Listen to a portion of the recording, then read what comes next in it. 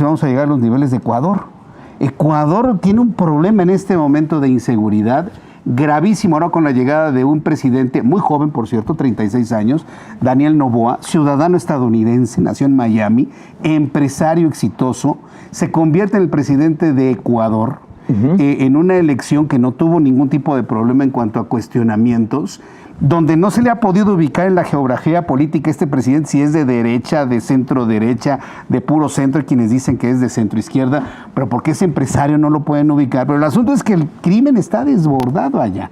Genera se le escapan unos criminales, gravísimos, se le escapan unos criminales, lanza un decreto para estado de sitio, para buscarlos y demás, y en ese contexto irrumpen un grupo criminal a una televisora, a un noticiario, y con armas largas, armas cortas, granadas, explosivos, hacen su manifestación pública al aire en un canal televisión, Mario. ¿Qué tan lejos? Esta parte nada más, lo que los productores, que esté siguiendo el dinero y que esté viendo lo que los productores y comerciantes tienen que pagar por los derechos de piso. ¿No? O sea, al menos estás pensando en cómo combatir eso, ¿no? Para eso está contratado, para eso lo tenemos contratado como presidente, como administrador, para que genere ideas de solución de problemas y no para que esté ahí, pues, utilizando a lo mejor algo muy legítimo, que es, bueno, que los abuelos aconsejen, eso me parece que está muy bien, pero no con esa intencionalidad política para darle la vuelta a un problema desbordado en materia de delincuencia. Así dicho suelo, pues esa suena de burla. Sí. Porque además te voy a decir una cosa, cuando descalifica lo del palenque. Sí. A ver, estamos en una comunidad, en un pueblo. ¿Tú crees que se va a hacer un palenque clandestino sin que nadie sepa? Lo sabe todo el pueblo, por Dios. Pues si no estamos hablando de la Ciudad de México, ¿me explico? Y lo menciona, un palenque clandestino, como diciendo, ellos tienen la culpa, ¿eh? Exactamente, o sea, me parece absurdo. Completamente. Aquí el asunto que a muchos nos ha preocupado, Mario y amigos, y ustedes me lo dirán en sus comentarios también, es a qué niveles puede llegar la violencia y la inseguridad en México. Porque si nos remitimos a lo que está ocurriendo en otros países, que también sufren el problema del crimen organizado, que también sufren el problema de los grupos del crimen organizado, pero sobre todo su manifestación de músculo a nivel público, en la toma de algunos territorios, de algunas zonas, no nada más de México, sino de otros países, yo me pregunto si vamos a llegar a los niveles de Ecuador.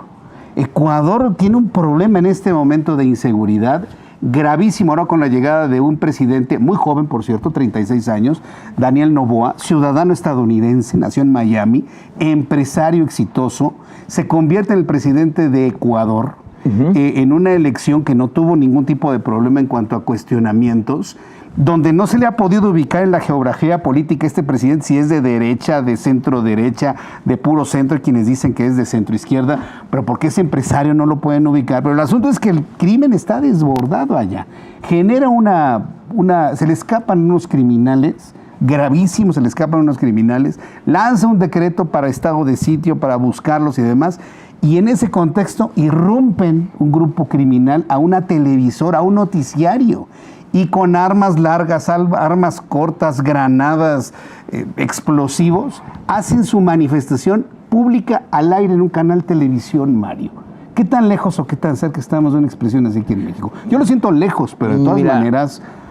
Yo digo, finalmente... ¿Quién le dice, no? Una persona con una pistola enfrente, ¿no?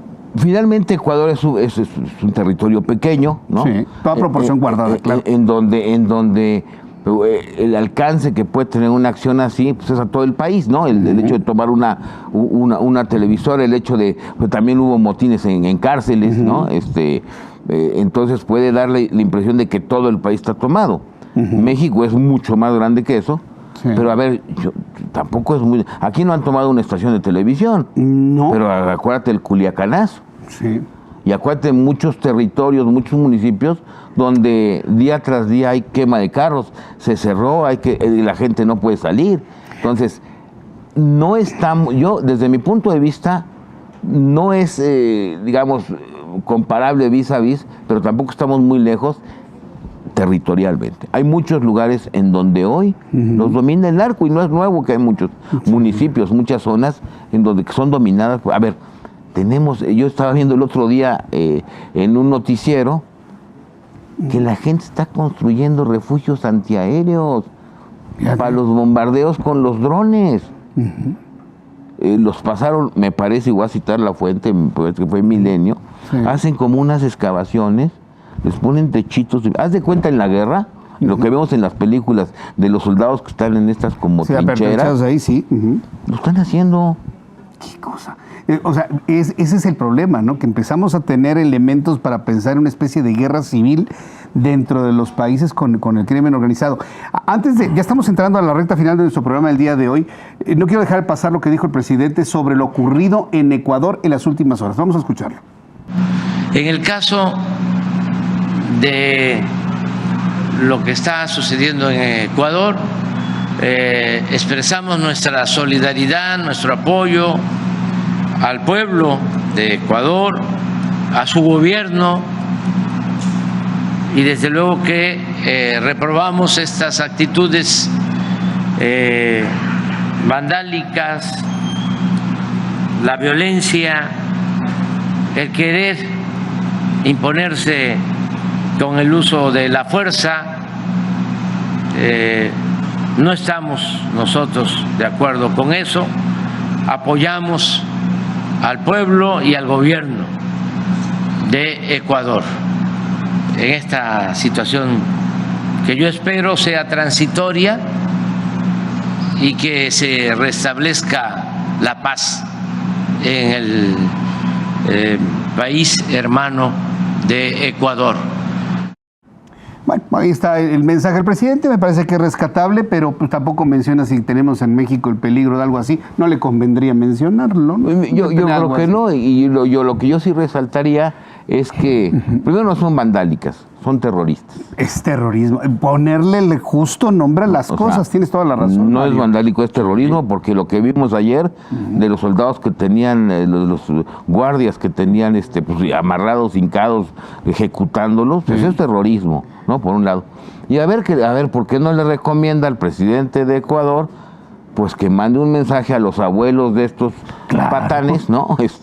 Pues para que les digan que ya no anden tomando al país y peleándose, haciendo la guerra. Me parece absurdo. El conductor de noticias en Ecuador decía que se vaya la policía, pero lo entendieron muy bien. Bajo el decreto del presidente Noboa llegó el ejército y detuvieron a 3 individuos que luego en medios de comunicación aparecieron sometidos en el suelo y finalmente fueron detenidos. Así terminó la historia en Ecuador.